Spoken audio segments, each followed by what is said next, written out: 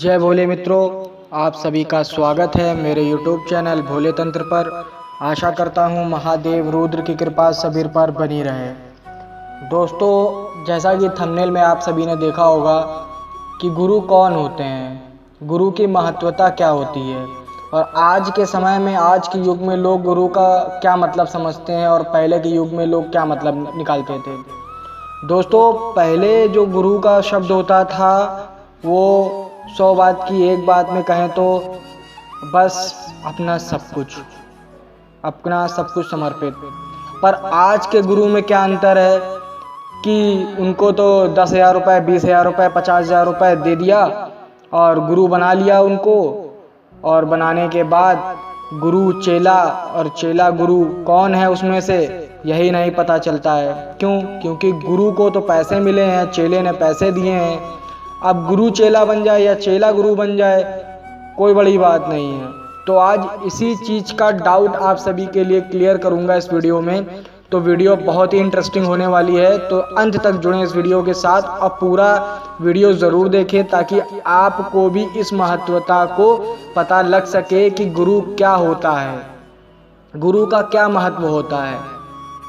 तो दोस्तों, अभी तक आपने मेरा चैनल सब्सक्राइब नहीं किया है तो सब्सक्राइब कर लीजिए ताकि आने वाले समय में ऐसी ही जानकारी आप सभी तक पहुंचती रहे। और घंटे का आइकन ज़रूर दबा लीजिएगा ताकि नोटिफिकेशन आप तक पहले पहुंच सके। तो दोस्तों देखिए, बात करते हैं कि गुरु कौन होते हैं। देखिए दोस्तों, जब ये प्रश्न मैंने स्वयं अपने गुरु से करा था तो उन्होंने मुझसे पहले ये बोला कि तुम्हें ये क्यों जानना है। तो मैंने YouTube पर वीडियोस वगैरह देखता था तो मुझे लगता नहीं था कि ऐसे भी गुरु होते हैं कि पैसा ले लिया किसी से 10,000, 20,000, 50,000 और शिष्य बना लिया, ग्रुप में ऐड कर दिया और उसको बना दिया और शिष्य बना के पैसा ले लिया, सिखा दिया और हो गया। और कल को ऐसी कोई वार्तालाप हो जाए, झगड़ा हो जाए उनसे तो 4 गाली अलग बकते हैं और गाली दे के अलग भागते हैं वहाँ से। हमने कई लोगों को देखा है ऐसा। खैर, बात करते हैं अपने विषय पे कि जब मैंने अपने गुरु से बात करी थी, जब अपने गुरु से स्वयं पूछा था कि गुरुजी गुरु का मतलब क्या होता है, असल मतलब क्या होता है, जो मतलब वैदिक पुराणों में जो देवता लोग या फिर द्वापर युग में सब मतलब जो युगों से चला आ रहा है पुष्ट बाय पुष्ट कि गुरु का असल मतलब क्या होता है, तो वही मैं आप सभी को आज बताऊँगा। तो दोस्तों, पहला प्रश्न मेरा यही था गुरुजी से कि गुरु कौन होता है। तो दोस्तों, गुरु जी ने केवल ये बताया कि जो व्यक्ति आपके जीवन के अंधकार को दूर कर सके, समझिएगा दोस्तों, जो व्यक्ति आपके जीवन के अंधकार को दूर कर सके और आलोकित कर सके वही गुरु है, वही सच्चा गुरु है।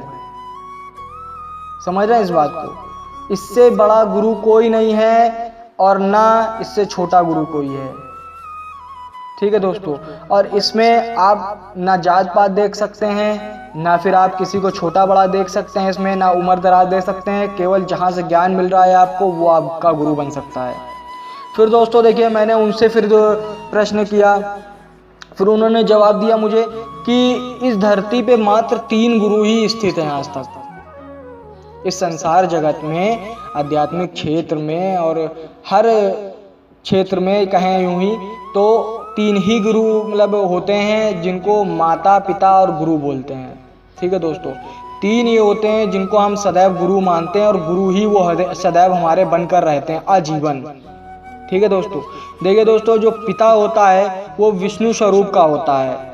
वह तो केवल पालन करता है, ठीक है, पालन करता है, आपका देख रेख करता है, तो एक तरीके से वो भी गुरु ही हुआ। ठीक है, क्योंकि गुरु का उसमें एक तत्व जुड़ा हुआ है, पालन करना। अब दूसरा देखिए दोस्तों, माता जो होती है ब्रह्मा स्वरूप होती है। वह जन्म देने के साथ साथ अनेक दायित्वों का भी साथ निर्वाह करती है, जैसे कि उनका पालन करना, उनका चिंतन करना, ठीक है, उनको ममता देना। तो ये सब तत्व भी माता के अंदर जुड़े रहते हैं। तो कहते हैं और लोग कहते भी हैं कि जो मनुष्य का, जो व्यक्ति का जो पहला गुरु बनता है वो स्वयं माँ होती है। जो पहला टीचर होता है वो बच्चे का, वो माँ ही होती है स्वयं। तो इसलिए भी माँ को गुरु की उपाधि दी गई है। और तीसरा देखिए दोस्तों, जो गुरु की उपाधि दी गई है, जो सर्व गुरु हैं, जो मतलब पूरे अलौकिक जगत में जो सबसे बड़े गुरु हैं और उनके जगत गुरु जिनको बोलेंगे, उनको खुद आप सभी भली भांति जानते हैं, जिन्हें पूरी दुनिया अपना ईष्ट मानती है, अपना गुरु, अपना सब कुछ मानती है। जी हाँ, मैं बात कर रहा हूँ महादेव भोलेनाथ भूतराज की, शिव जी की, रुद्र भगवान की, जो चिंतन, पालन, संहार, इसके साथ साथ ही आत्मा का सृजन भी करते हैं। इसलिए गुरु शिव को ही माना गया है। आप लोगों ने कई लोगों को देखा होगा कि अगर वो गुरु नहीं बना पाते हैं आध्यात्मिक क्षेत्र में या किसी प्रकार में, तो वो स्वयं शिव जी को अपना गुरु बनाते हैं। क्यों बनाते हैं? क्योंकि वो सर्व मतलब कि जगत गुरु हैं। वो अगर उस व्यक्ति का कोई गुरु नहीं बन पाता है अलौकिक जगत में, तो वह स्वयं भगवान शंकर को, भगवान शिव को अपना गुरु मान सकता है। ये अंतर होता है। जरूरी नहीं है कि आप किसी व्यक्ति को अपना गुरु बनाएं या किसी व्यक्ति को अपना दान दक्षिणा देके या किसी व्यक्ति को आप अपना अच्छा खासा पैसा देके उससे गुरु मंत्र लें या उससे दीक्षा लें। दोस्तों, अगर इन 3 लोगों से आप सदैव जुड़ गए और इन्हीं को ही अपना गुरु मान लिया, तो दोस्तों इसके बाद आपको गुरु की आवश्यकता नहीं पड़ेगी। पर कुछ लोगों का मानना है, कुछ लोगों का कहना है, तो मैं उस लिए तो कुछ कह ही नहीं सकता। और देखिए दोस्तों, गुरु के बाद जो दूसरा महत्व होता है वो सिर्फ मंत्र का होता है। स्टेप बाय स्टेप मैं लेके चल रहा हूँ, आप पूरी वीडियो को अंत तक देखिएगा ताकि आप लोगों को पूरा इसके बारे में जानकारी पूर्ण रूप से मिल सके। और वीडियो हो सकेगा भी तो अगर तो थोड़ा लंबा हो जाएगा, तब भी आप पूरा अंत तक देखें, ये रिक्वेस्ट है मेरी, ताकि आप सभी को इस चीज़ का अंतर और इसका भेदभाव पता चले कि लोगों ने आजकल क्या भेदभाव बना दिया है। गुरु के बाद दूसरा महत्व सिर्फ और सिर्फ मंत्र का होता है। जैसे मंत्र कई प्रकार के होते हैं, अघोर मंत्र होता है, कपाली मंत्र होता है, शाबर मंत्र होते हैं, सामान्य मंत्र होते हैं, तांत्रिक मंत्र होते हैं, आध्यात्मिक मंत्र होते हैं, अढ़ैया होते हैं, बहुत होते हैं मंत्र। तो बिना गुरु आदेश के मंत्र जप और नियम व्यर्थ है। ठीक है दोस्तों, इसको भी, इस लाइन को भी आप प्रॉपर समझिएगा कि मैंने ये लाइन क्यों बोली। क्योंकि बिना गुरु के आदेश के, मतलब जो अगर गुरु जब तक नहीं आदेश करेगा, आपका गुरु आपका मार्गदर्शन नहीं करेगा और उसके उपरांत भी आपने उनके बगैर बताए या जप कर लिया या किसी प्रकार का प्रयोग कर लिया या नियम कर्म कर लिया, तो वो भी व्यर्थ है। क्यों व्यर्थ है? क्योंकि उसमें तो गुरु की जो बोलते नहीं सहमति ही नहीं है, तो कैसे चलेगा वो काम।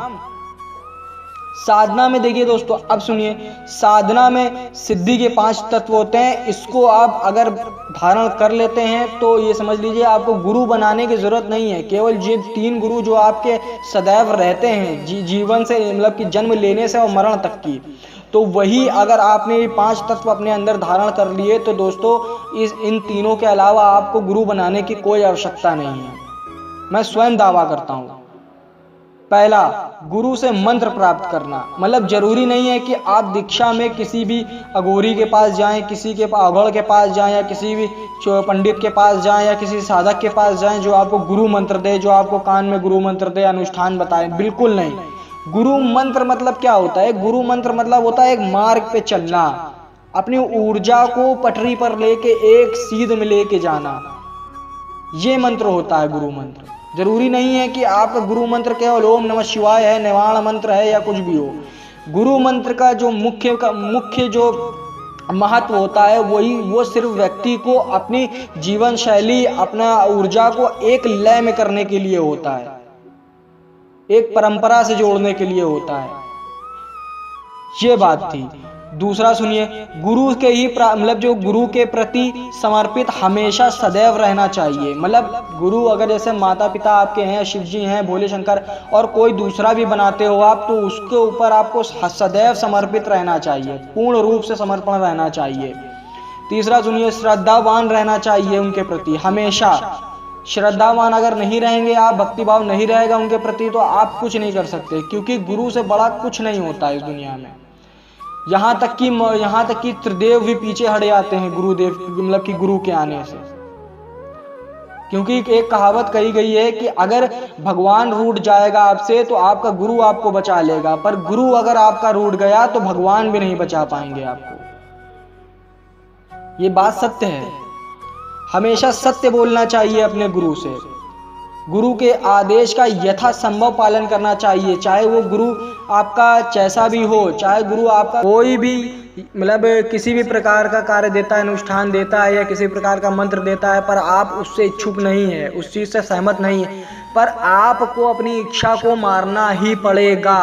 क्यों मारना पड़ेगा? क्योंकि जो गुरु ने आपके लिए निर्धारित किया है वही आपके लिए उचित है। ठीक है दोस्तों, इस चीज़ को हमेशा आप याद रखिएगा, क्योंकि मैंने स्वयं का यह अनुभव लिया है। आप इस चीज़ को हमेशा लीजिए, ध्यान रखिएगा कि गुरु के आदेश का यथासंभव पालन हमेशा करिएगा आप। मतलब गुरु जो भी आदेश आपको देता है, जो भी कार्य करने के लिए बोलता है, जो भी कर्म करने के लिए बोलता है, आपको उसको निश्चित ही करना ही पड़ेगा, क्योंकि जो उस कार्य में छिपी हुई जो उसका रिजल्ट कहें या फिर उसका जो फल कहें, वो आप ही को समर्पित होगा, ना कि गुरु को समर्पित होगा। क्योंकि आप गुरु से नहीं हैं और ना ही गुरु आपसे हैं। पर बहुत सी चीजें होती है, पर अगर बनना है तो आप गुरु से बन सकते हैं। पर आज के जो युग में लोग चलते हैं, कहते हैं लोगों से कि मैंने फला को 20,000 रुपए दे दिए, फला को 50,000 रुपए दे दिए, गुरु मंत्र ले लिया, और वो साला तो मुझे कुछ सिखाता ही नहीं। यार ये कैसी कोई बात हो गई कि आप गुरु को ऐसी लैंग्वेज में बात करते हो, ऐसी भाषा का उपयोग करते हो। हमारी आज तक हिम्मत नहीं पड़ी हमारे गुरु के सामने नजर उठाने की। भले ही हम कितने बड़े बन गए हों, भले हमारे गुरु ने हमें कितना सिखा दिया हो, पर गुरु हमेशा गुरु ही रहता है। हमेशा आप याद रखिएगा, गुरु के पास हमेशा अपने आपकी तलवार, आपको काटने की तलवार हमेशा उनके पास रहती है। चाहे कोई भी, मैं बोल रहा हूँ यहाँ पे यूट्यूबर्स में जितने बड़े बड़े तांत्रिक बैठे हुए हैं, मैं उनको भी बताता हूँ, मैं उनको भी चैलेंज देता हूँ कि अगर उन्होंने गुरु बनाया होगा तो उनकी भी तलवार उनके गुरु के पास ही होगी, क्योंकि गुरु सदैव दो धारी तलवार हमेशा रखता है। कब उसका शिष्य पलट जाए, कब उसके विपरीत हो जाए। तो ये सब चीजें हैं, हमेशा आपको गुरु से श्रद्धा भाव रखना चाहिए। बस यही मेरा छोटा सा कहने का तथ्य था। और दोस्तों चलते चलते बस एक और छोटी सी कहावत बोलता जाऊंगा, बस उसको आप थोड़ा सा गौर करिएगा और एकाग्रता लाइएगा इस लाइन में, सुनते जाइएगा और एकाग्रता जरूर लाइएगा। थोड़ी सी अच्छी जानकारी है तो सुनिए दोस्तों।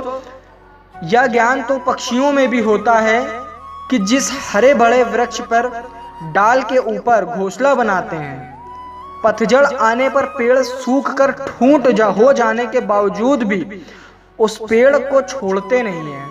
खैर हम तो मनुष्य हैं, जिसे एक बार गुरु कह दिया तो कह दिया, विपरीत परिस्थितियों में भी उसे छोड़ना कैसा, गुरु को छोड़ना कैसा, उसको गलत शब्द मतलब कहना कैसा।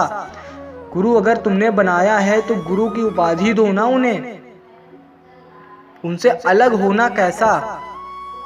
तो यही बस थोड़ा सा था जानकारी के विषय में, गुरु के महत्व के विषय में। तो अगर आप सभी को अच्छी लगी हो वीडियो तो लाइक कर दीजिएगा, एक रेस्पेक्ट के, गुरु के रेस्पेक्ट के तौर पर, अन्यथा डिसलाइक कर दीजिएगा, उससे कोई मुझे फ़र्क नहीं पड़ता फ़िलहाल। और ज़्यादा से ज़्यादा चैनल को सब्सक्राइब करिए, लाइक करिए, कमेंट करिए, ताकि आने वाले समय में आप सभी को ऐसी वीडियोस मिलती रहे। और वीडियो तो लंबा हो गया है, मुझे को पता है, बहुत लोग तो वीडियो देखेंगे ही नहीं। ठीक है दोस्तों, मिलते हैं नेक्स्ट वीडियो में। जय भोले।